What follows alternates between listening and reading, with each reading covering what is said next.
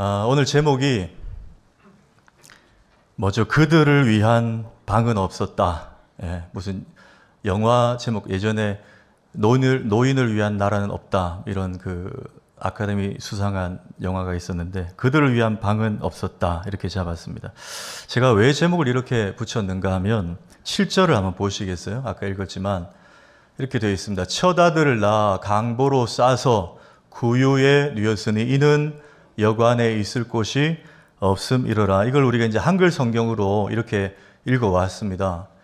여관에 있을 곳이 빈 방이 없었구나 이렇게 문자적으로 이해가 됩니다. 그런데 우리 한글 성경은 원어 성경을 우리 미국이나 또 호주의 선교사들이 영어 성경으로 번역한 것을 그 다음에 한글로 번역했거든요. 그래서 한글 성경에 조금 미약한, 좀 미흡한 부분을 영어 성경을 보면 조금 더 이렇게 채워집니다.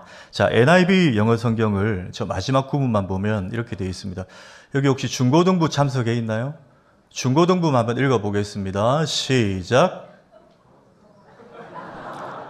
중고등부 담당 교육자는 끝나고 남아주시기 바랍니다. 네. 자, 같이 읽겠습니다. 시작. Because there was no guest room available for them. 발음은 너무 신경 쓰지 마시고 좀 문장 잘 보십시오. 마지막에 뭐라고 되어 있죠? Available for them. 그들이 이용 가능한 방은 없었다는 거예요. 오늘 한글 번역과 좀 다릅니다. 그렇죠? 그들을 위한 방은 없었다는 거 오늘 제목대로. 네.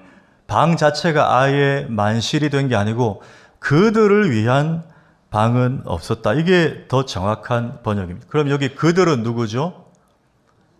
예수님의 육신의 아버지 요셉과 예수님을 뵌 마리아. 그렇죠. 그들을 위한 방은 없었다는 것입니다. 이 말은 이제 얘기가 좀 달라집니다. 여관 주인이 일부러 그들에게는 방을 안 줬다는 거예요. 네. 이 차이가 이해가 되시죠? 그럼 왜 안 줬을까? 그 배경을 오늘 1절부터 보면 알 수 있는데 1절에서 5절까지 제가 조금 줄였는데요. 보십시오. 그때 가이사 로마 황제입니다. 아구스도가 영을 내렸어요. 천하로 다 호적을 하라는 것입니다.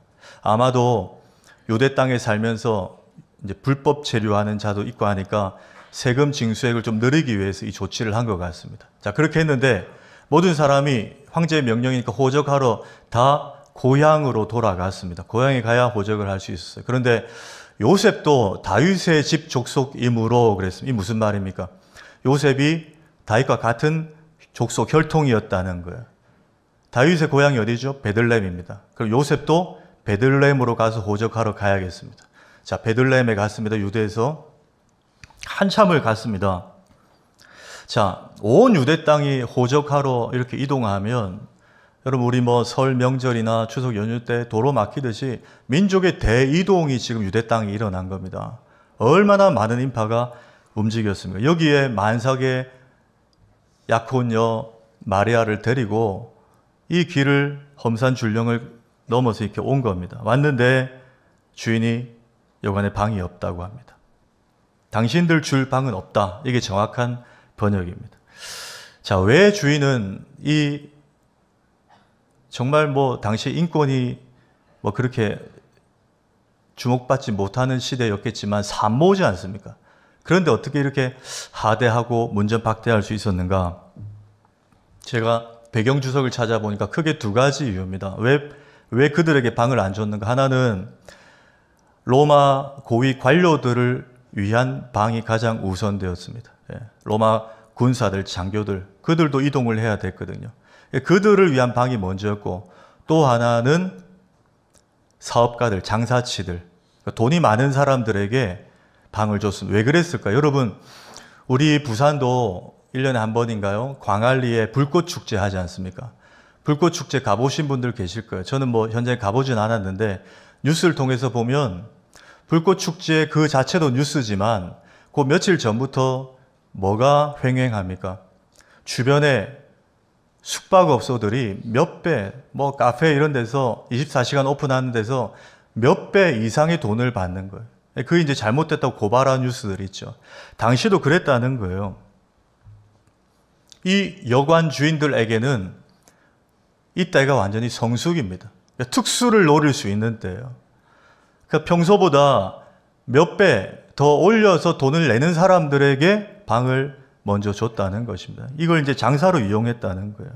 여러분, 요셉의 직업은 뭐였죠? 애굽의 총리가 아니고 그건 구약의 요셉이고 목수였습니다. 목수는 당시에 직업군으로 최하층이에요. 여관 주인 입장에서 웰컴할 만한 게스트, 손님이 아니었습니다. 그러니까 방이 당신들 줄 방은 없다 이거예요.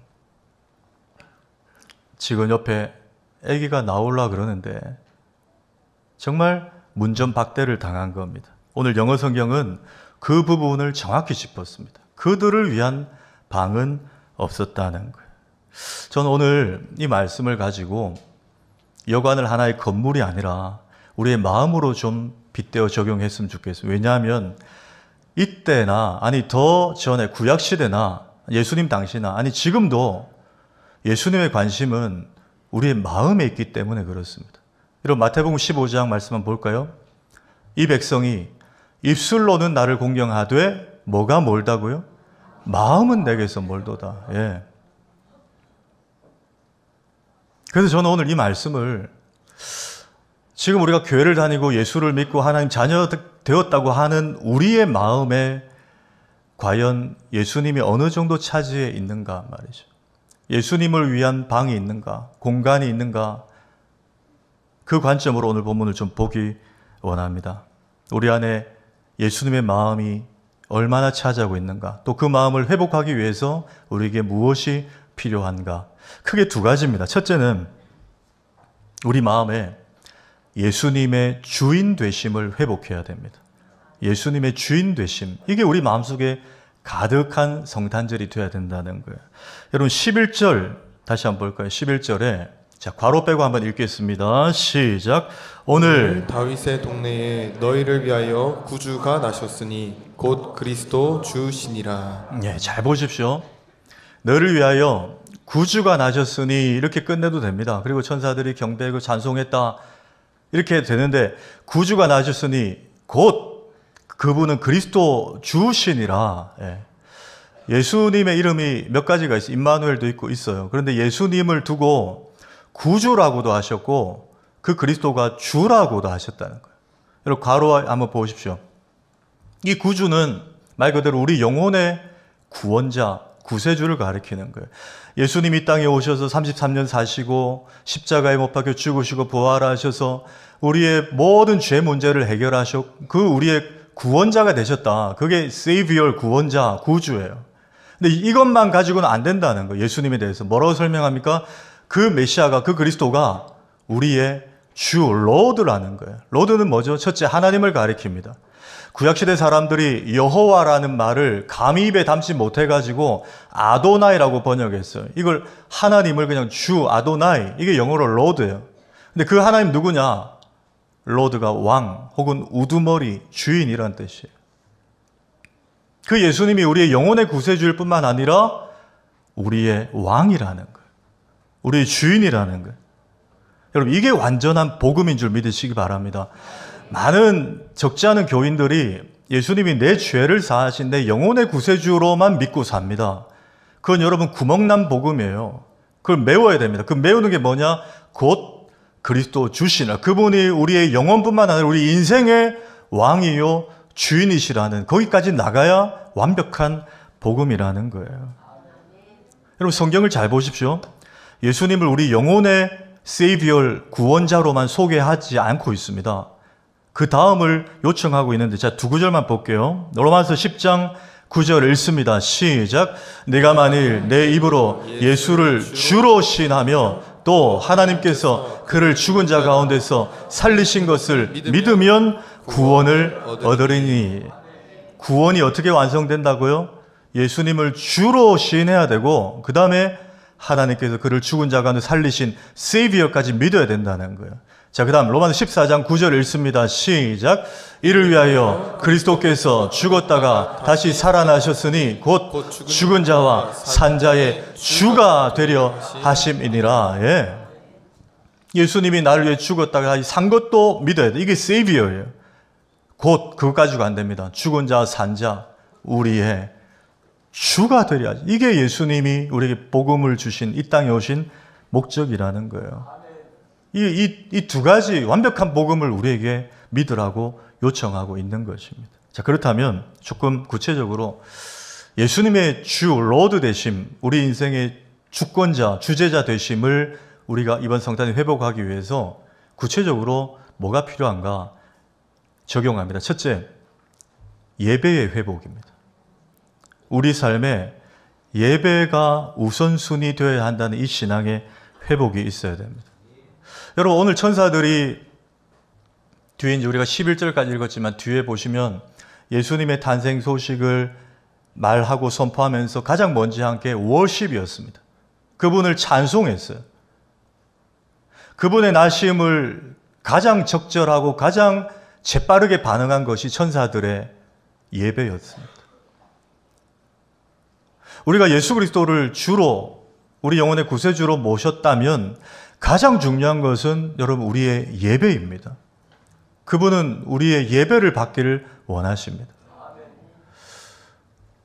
구약으로 가서 여러분 잘 아시는 모세의 그 다음 지도자인 여호수아가 이제 가나안 땅에 들어갔습니다. 백성들 데리고 들어가서 요단강을 건너고 가나안에 들어가서 가장 첫 번째 무너뜨린 성이 여리고성이었어요. 그 다음 성이 아이성이었는데 여리고성에서 아간이라는 작자가 하나님 명령을 어기는 바람에 하나님이 그 작은 성 아이성의 첫 번째 전투를 실패하게 하십니다. 그리고 그들이 이제 회개하고 다시 아이성을 치는데 이번에는 성공하게 하세요. 그러니까 여리고와 아이성 전투에서 승리했습니다. 여호수아와 이스라엘 백성들이. 자, 그리고 나면 전쟁이 끝났느냐? 아니에요. 하나님이 여호수아에게 가나안 땅을 정복하라고 했을 때는 모든 땅을 정복하라고 하셨어요. 특별히 가나안 7족속, 헷 족속부터 아모리 족속부터 모든 족속과 전쟁해서 그 땅을 정복해라. 그게 여호수아의 사명이었습니다. 그럼 이제 여리고성과 아이성 정도가 무너졌기 때문에 계속해서 전쟁을 해야 돼요. 이게 여호수아가 지금 처한 상황입니다. 자, 그 상황 한번 볼까요? 여호수아 9장 1, 2절 한번 보십시오. 제가 읽습니다. 이 일은 여리고성과 아이성 승리 후에요. 이 일 후에 요단 서쪽 산지와 평지와 레바논 앞 대해 연안에 있는 헷 사람과 히위 사람과 여부스 사람, 가나안 본토 원래 살고 있던 족속들입니다. 이 모든 왕들이 이 일, 여호수아가 여리고성과 아이성을 무너뜨렸다는 소식을 듣고 겁을 먹은 게 아니고요. 모여서 일심으로 여호수아와 이스라엘에 맞서 싸우려 하더라. 예. 그들도 이제 어쭈 이거예요. 어쭈 우리 한번 해보자 이거예요. 그러니 여러분 지금 전시 상황입니다. 이스라엘도 일촉즉발의 상황입니다. 그러면 여러분 여호수아가 이스라엘 군대의 지도자니까 뭘 해야 됩니까? 회의해야죠. 작전 짜야죠. 지휘관 회의해야죠. 어떻게 공략할 것인가? 여기에 그의 온 신경이 가 있어야 됩니다. 그런데 여호수아가 뭘 하는지 아세요? 그거 안 합니다. 바로 앞에 여호수아 8장 한번 보십시오. 한번 읽습니다. 시작. 그때에 여호수아가 이스라엘 하나님 여호와를 위하여 에발산에 한 제단을 쌓았으니. 아멘. 여러분 제단이 뭡니까? 예배입니다. 여러분 지금 전쟁 중이에요. 적들이 벼르고 있습니다. 먼저 지금 공격할까? 어떻게 할까? 적들은 그러고 있는데 여호수아는 고작 여리고성과 아이성 전투에 이긴 상황이 이제 시작한 거예요. 이 분주한 상황에, 이 어깨가 무거운 상황에 그가 한 것은 전쟁에 관한 생각을 잠깐 멈추고 산에 올라가서 하나님께 예배드렸다는 거예요. 여러분 이 예배는 무엇을 보여주는 예배입니까? 전쟁은 하나님께 달려있다는 거예요. 이 전쟁의 주도권은 하나님이 쥐고 있습니다. 하나님, 제가 병사들 훈련시키고 작전회의 한다고 전쟁에 성패가 달린 것이 아니고 제가 하나님을 예배합니다. 하나님 이스라엘의 주권자가 되어 주십시오. 여러분 이거죠. 전쟁이에요. 다음 주가 시험입니다. 다음 주일이 토익 시험이에요. 중간고사, 모의고사입니다. 시험 다 치고 그 다음 주에 아무 일 없었든지 예배 드려도 되잖아요. 수능 해결되고 나서 대학부 열심히 해도 되지 않습니까? 요즘 그거 뭐 누가 뭐라 그럽니까? 뭐라 그러면 교회 옮기는데. 요새 싫은 소리 못해요. 솔직히 그래요. 상처 받을까 봐. 지금 그 상황이에요, 여러분. 그런데 그 정신없는 분주한 상황 속에 딱 멈추고 예배 드린다. 내 인생의 주인은 하나님이시라는 거예요. 내 시간의 주인은 하나님이시라는 거예요. 내 진로의 걸음을 인도하시는 분은 하나님이시라는 거예요. 하나님의 주제자 되심을 회복하는 예배입니다. 여호수아 그걸 보여주는 거예요. 두 번째, 뭘 회복해야 되냐? 예수님의 주 되심을 어떻게 회복할 수 있을까? 그분을 향한 신뢰, 믿음의 회복입니다. 그분을 향한 믿음의 신뢰의 회복이에요. 부민초등학교가, 우리 교회도 부민초 나오신 분들 많으시잖아요. 부민초가 이제 그 겨울 방학 때 뭐 공사를 한다고 방학을 조금 이제 빨리 했어요. 여름 방학은 일주일밖에 안 됐는데 부민초가 벌써 이제 지난주에 방학을 했어요. 그래서 제가 오랜만에 저희 집 애들 데리고 이제 뭘 사 먹으러 가요. 외식을 하러 갔어요. 갔는데 제가 이제 메뉴판을 이렇게 보고 있는데 큰애가 두 번이나 자꾸 같이 보더니 아빠 여기 너무 비싼 것 같은데? 그래요. 아빠 돈 많이 나올 것 같은데? 그래서 제가 아우나 네가 보기에 아빠가 이 정도도 못 사줄 것 같아? 그랬더니 아니. 그래서 제가 그런 말 하지 마. 니들 방학에서 아빠가 오랜만에 외식 시켜주는 거잖아. 아빠 이 정도 사줄 돈 있어. 너 이제 앞으로 아빠 앞에서 돈 얘기하지 마. 그랬더니 응 그래요. 아 근데 보니까 너무 많이 먹어요. 조금 후회했어요. 예. 여러분 우리가 그래요. 왜 그분께 우리 인생의 주도권을 맡겨드리지 못한 거, 여러분 가만히 생각해 보십시오. 여러분 죄송하지만 우리에게 믿음이 없어서 그런 거 아닐까요? 우리가 그분이 어떤 분이신가를 정말 신뢰하지 못해서 그렇지 않을까요? 그분에게 완전히 맡겨드리면 혹 손해가 올까 봐. 우리 가정, 우리 사업에, 우리 직장. 그래서 완전히 맡겨드리지 못하고 말은 맡겨드립니다고 하는데 자꾸 내가 쥐고 내가 결정하고 내가 지금 자꾸 이렇게 궤도를 수정하려고 하지 않나 말이죠. 결국 그 근원으로 내려가면 내 믿음의 문제. 그리고 또 하나 그분이 누구이신가를 제대로 알지 못하는 하나님을 아는 지식의 부재, 결핍. 여러분 하나님 어떤 분이십니까? 예, 전능하신 분이에요. 열왕기하 3장에 보면 그때 남과 북이 이스라엘과 유다로 나눠져 있었죠. 북이스라엘의 왕이 그 유명한 아합이었어요. 근데 아합 왕 때 북이스라엘이 이제 바알 종교를 들여오기도 했지만 그렇게 이제 강대국이다 보니까 옆에 모압이라는 나라가 아합 왕에게 조공을 바쳤습니다. 좀 우리 건들지 말아 달라고 아부를 한 거예요. 아합 왕이 그걸 이제 받아 먹고 있었는데 아합이 이제 죽었어요. 죽고 여호람이라는 그의 아들이 북이스라엘 왕이 됩니다. 이제 아들이 정권을 잡으니까 그 모압 왕이 이제는 조공을 안 바치는 거예요. 거리를 두는 거예요. 그 여호람 입장에서 기분이 나쁘죠. 불쾌하죠. 내가 저것들을 쳐야 되겠다. 근데 혼자 공격했다가 혹시라도 잘못될 수 있으니까 자신의 형제 나라인 남유다의 여호사밧 왕에게 같이 한 팀이 돼서 전쟁을 좀 도와달라고 요청합니다. 그래서 여호사밧과 여호람이 남북 이제 이스라엘과 유다가 함께 모압을 치러 이제 군대를 조직해서 행군에 들어가는데 어떻게 된 일인지 딱 그때 그 광야길 사막 같은 길에 며칠 동안 비가 안 내려요. 여러분 군대가 지금처럼 뭐 전차 뭐 이렇게 지금 차량으로 움직이는 게 아니고 낙타도 있고 말도 있고 짐도 실어 가야 되고 그러면 가축도 그렇고 군인들도 그렇고 뭘 먹어야 됩니까? 밥은 한 끼 두 끼 못 먹어도 뭘 마셔야 돼요? 물은 있어야 되잖아요. 근데 가뭄이 오니까 물이 없는 거예요. 병사들이 탈진 낙타 말들이 막 쓰러집니다. 이렇게 갔다가는 오히려 역공당할 수 있어요. 이때 여호사밧이, 그때까지는 그래도 영적인 왕이었잖아요. 여호사밧이 수소문해가지고 그 근처에 선지자 엘리사를 찾아갑니다. 엘리사를 찾아가서 좀 하나님께 기도해달라고, 이 일을 좀 해결해달라고 합니다. 그랬더니 엘리사가 삽을 가져와가지고 병사들로 하여금 이 마르고 완전히 바싹 마른 이 사막 같은 땅에 웅덩이를 파라고요. 그러니까 전부 다 이해가 안 되죠.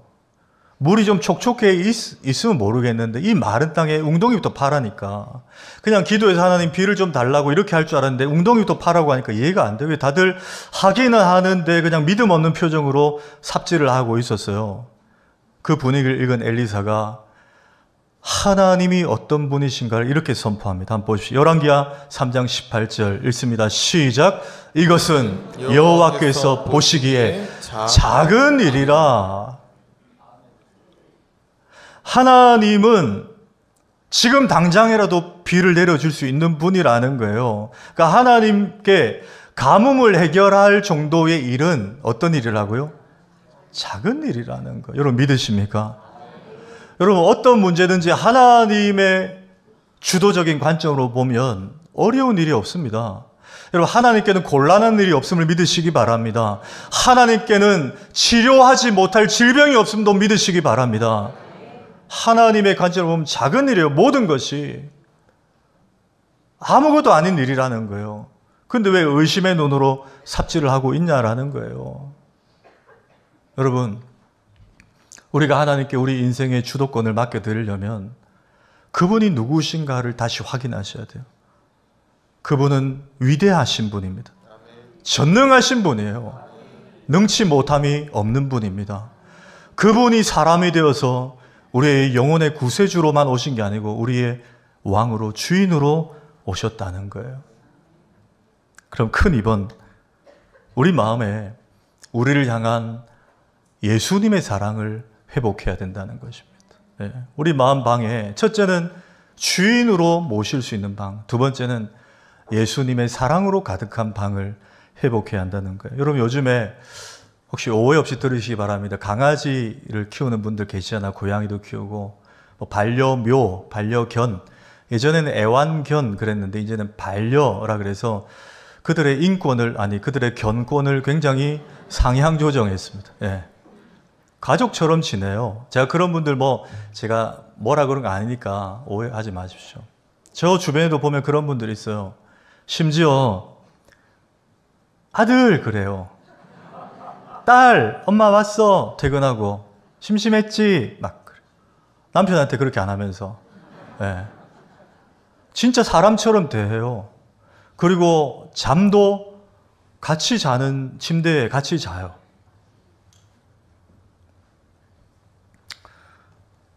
제가 우리 한 청년한테 들었는데요. 와, 저도 깜짝 놀랐어요. 지금 반려견 미용실 있는 거 아시잖아요? 반려견도, 강아지도 이제 수명이 보통 평균 14살 이렇습니다. 사람으로 치면 그게 노인이에요. 14살, 15 이렇게 되면. 여러분, 반려견 요양시설 있는 거 아십니까? 진짜 있대요. 굉장히 그들의 견권이 높임을 받고 있습니다. 예. 근데 여러분, 제가 무슨 말씀 드리냐면, 아무리 강아지 보고 아들, 딸, 이렇게 하고 같이 자고 해도 사랑하니까, 그렇죠? 생명을 사랑하니까 그럴 수 있어요. 그런데 아무리 사랑해도 그 주인이, 나는 우리 말티즈가 너무 이뻐서, 하나님, 저도 저 말티즈가 되게 해주세요. 너무 사랑해서. 그렇게 하는 주인은 없어요. 아무리 그래도 사람과 개예요. 그렇죠? 아무리 같이 살아도 사람과 개, 그거는 여러분 믹스가 될 수 없다는 거예요. 근데 여러분 오늘 성탄절이 어떤 날이냐? 사람이 개가 된 것은 비교할 수 없어요. 신이 인간이 된 날이에요. 위대하신 하나님이 사람이 된 날이에요. 사진을 하나 보십시오. 여러분 혹시 저게 무슨 장면인지 혹시 아십니까? 지금부터 한 40년 전에 제가 굉장히 어릴 때 나왔던 영화인데 터미네이터라는 영화. 고마워요. 네. 터미네이터라는 영화인데 터미네이터 아놀드 슈왈츠제네거라는 배우가 이제 저 영화로 일약 스타덤을 얻었죠. 터미네이터가 미래에서 이제 이 땅에 탁 온 장면이에요. 그 캡처본인데 이제 T-1000이라는 악당을 잡기 위해서 미래에서 터미네이터가 이 땅에 딱 온 장면이에요. 저 때 이제 20대, 30대 성인의 모습으로 조금 적나라한 사진이 있는데 그게 이제 조금 보기 좀 그래서 제가 저 정도 사진만 띄웠습니다. 성인 남자로 딱 온 거예요. 아놀드 슈왈츠제네거라는 배우가. 그 몸이 굉장히 좋은 배우죠. 딱 온 거예요.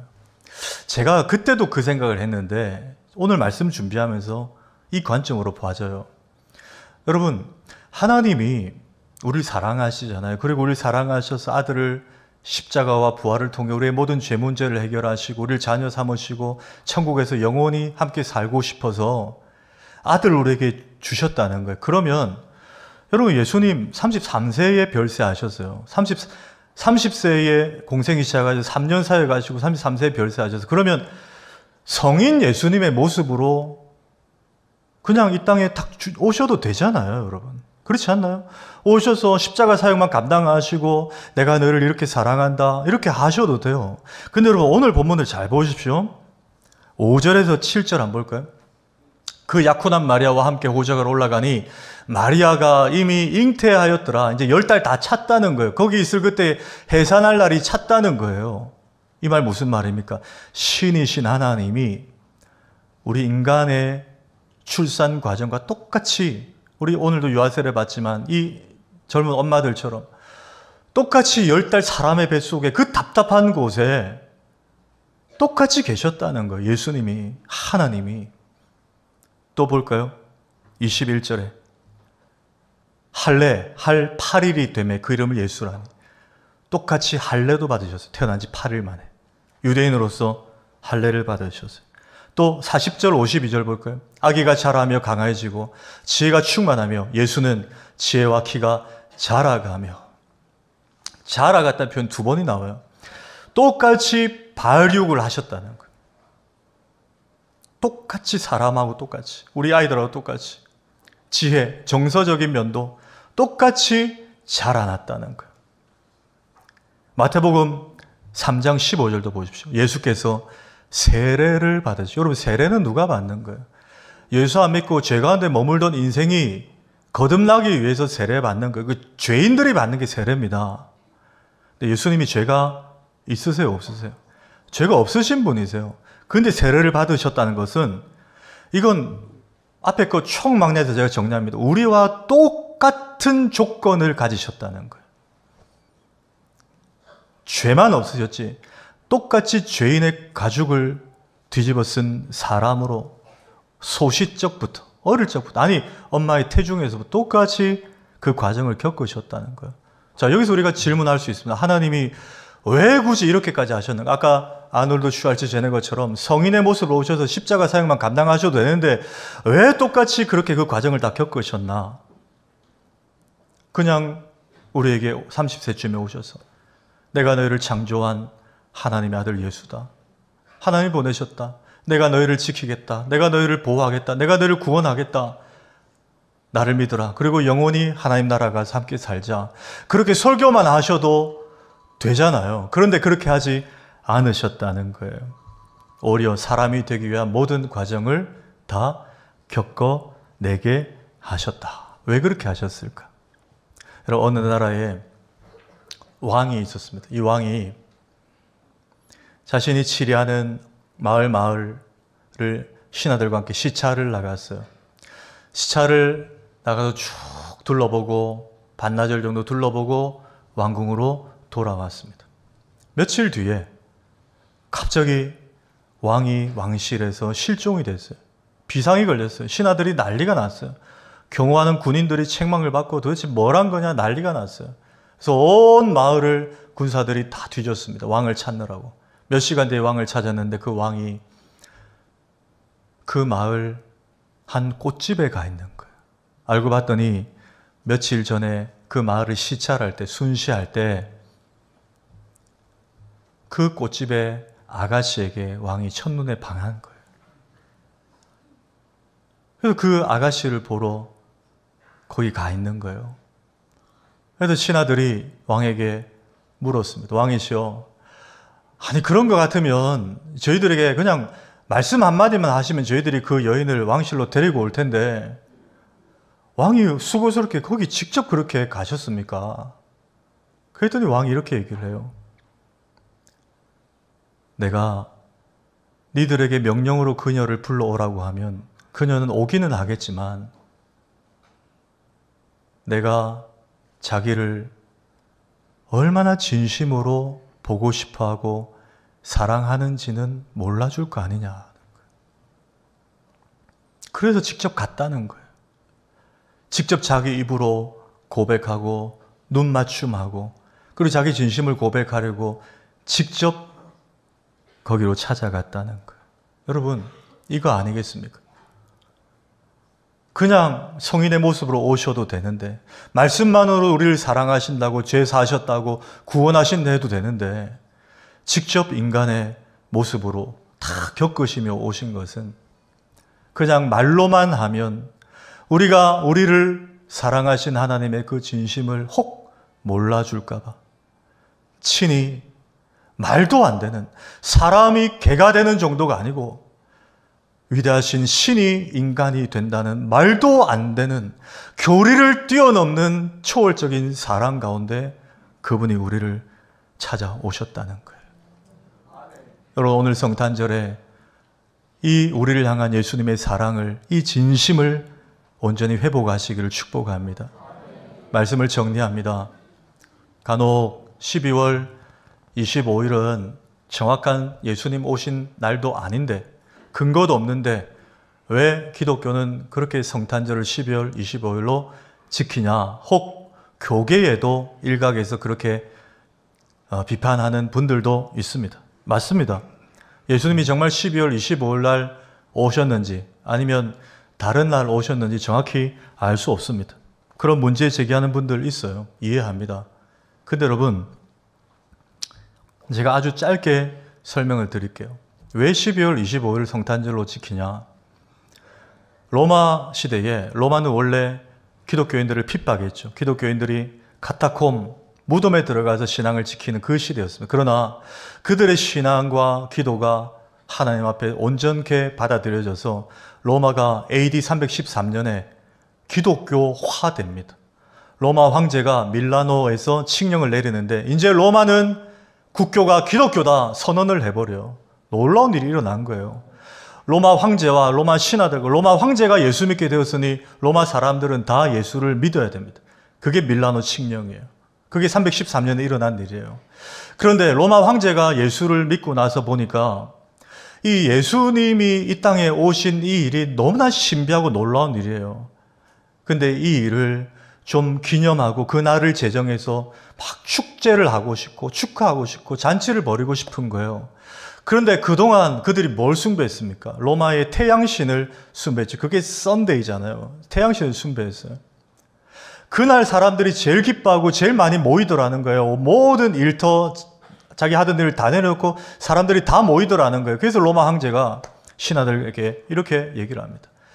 바로 그 태양 숭배일인 12월 25일에 우리에게 오신 예수님을 축하하는 그 날로 바꿔버리자. 그래서 12월 25일이 성탄절로 제정되게 된 거예요. 여러분, 이게 왜 나쁜 겁니까? 이게 왜 이상한 거죠? 그 날에 무슨 미신적인 의미가 있습니까? 아니에요. 이건 여러분 오히려 축하할 일이고 위대한 승리의 날입니다. 다른 종교를 믿던 그 날을 예수 그리스도를 모신, 이 땅에 모신, 받아들인 날로 바꾸자는 시도였어요. 제가 이렇게 한번 설명드릴게요. 혹 우리나라가 예를 드는 거예요. 모든 99.9%의 국민들이 다 불교를 믿어요. 그렇게 칩시다. 그래서 4월 초파일, 석탄일을 완전히 신격화해서 막 지키는 나라가 우리나라예요. 그런데 한국교회가 회개하고 정말 금요철회하고 기도하고, 이건 내년에 금요철회 나오시란 말이에요. 금요철회하고 기도하고 해서 온 대한민국이 100% 예수 믿게 되었습니다. 할렐루야. 이런 날이 올 줄 믿습니다. 이렇게 됐어요. 그래서 대통령이 여러분 기자회견을 합니다. 이제 불교를 믿던 우리나라가 석가모니가 이 땅에 온 날을 예수님이 우리에게 오신 날로 바꾸어 우리가 축하하며 감사 예배드리며 지킵시다. 그럼 여러분 그게 비난받을 일입니까? 아니잖아요. 예, 축하할 일이에요. 예수 그리스도가 승리한 날인 줄 믿습니다. 제가 뭘 말씀드리냐, 요지는 그 날이 맞냐 안 맞냐가 중요한 게 아니에요. 예수님이 이 땅에 왜 오셨냐, 오셔서 우리를 위해 뭘 하셨냐, 우리에게 뭘 보여주셨냐, 뭘 보여주셨다고요? 그분이 우리의 영혼의 구세주일 뿐만 아니라 우리 삶의 주권자라는 거예요. 그리고 말로만 하지 않고 인간의 초라한 모습을 다 겪으면서 오신 것은 내가 너희를 이토록 사랑한다, 그 진심을 알아달라고 그렇게 오셨다는 거예요.